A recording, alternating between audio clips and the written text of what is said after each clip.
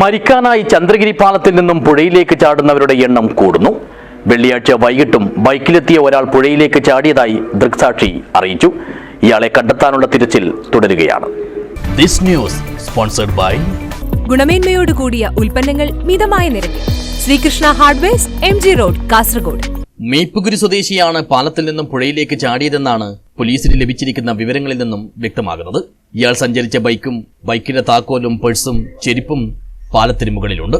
ഇയാളുടെ ബന്ധുവെത്തി ബൈക്ക് ആളുടേതാണെന്ന് സ്ഥിരീകരിച്ചിട്ടുണ്ടെന്നും അറിയുന്നു.